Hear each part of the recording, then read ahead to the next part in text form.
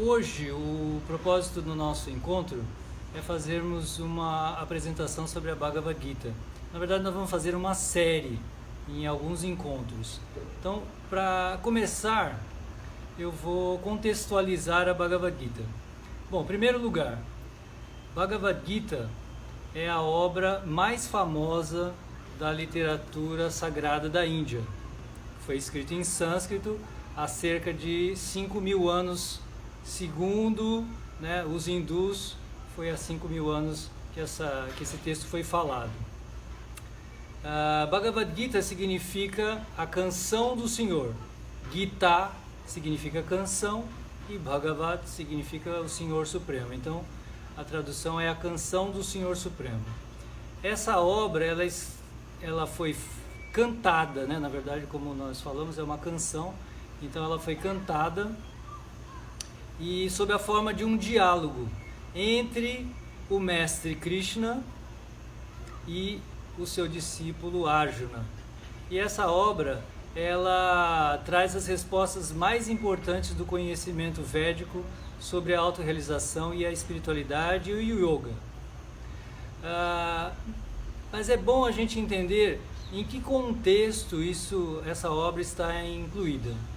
Então, para isso, eu vou explicar para vocês que a Bhagavad Gita, na verdade, embora ela seja lida isoladamente, as pessoas conhecem essa obra sozinha, mas ela faz parte, na verdade, ela é apenas uma seção de uma grande obra, na verdade, uma obra gigantesca chamada Mahabharata.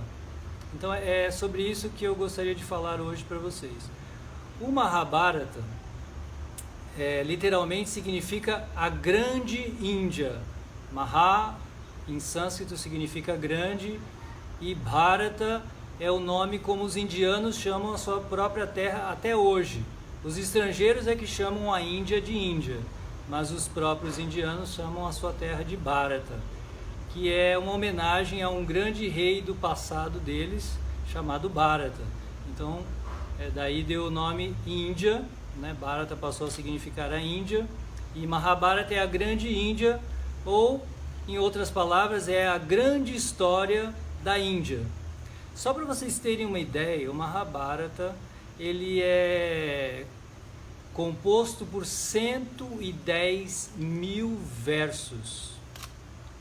É uma obra gigantesca, na verdade é a maior obra da literatura universal da humanidade. Comparativamente, ele é 3 vezes maior que a Bíblia, por exemplo, 7 vezes maior do que o clássico Ilíada e Odisseia, Então, vocês podem ter assim uma noção do tamanho.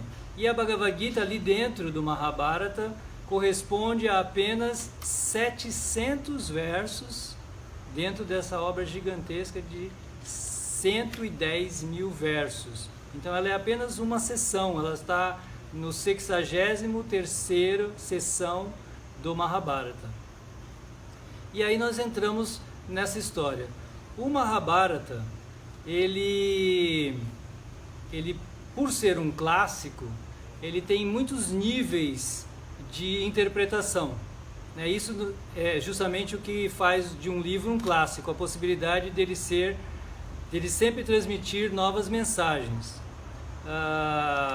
Como diz o escritor Ítalo Calvino no seu livro Por que Ler um Clássico, ele diz que um clássico é aquele livro que você nunca pode dizer que já leu, porque nós nunca terminamos de ler um clássico, porque cada nova leitura justamente é uma nova leitura e você vê novas interpretações, novas concepções, novos ensinamentos.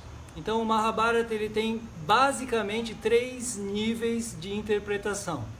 Então, no sentido mais literal, ele narra a guerra entre 2 grupos de guerreiros de uma mesma família pelo Império da Índia. Então, ela é uma epopeia nesse nível mais literal. Numa interpretação mais aprofundada, ele tem uma mensagem político-social e também ética, porque ele narra a história entre o bem e o mal, a justiça e a injustiça, ou, como se diz em sânscrito, entre o dharma e o adharma, né? A justiça e a injustiça.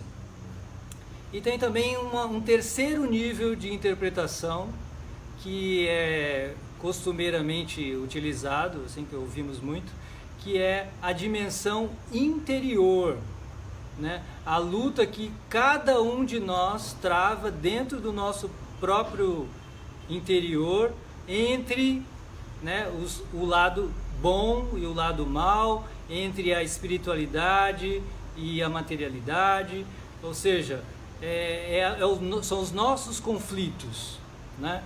Então essas são os três níveis de interpretação do Mahabharata.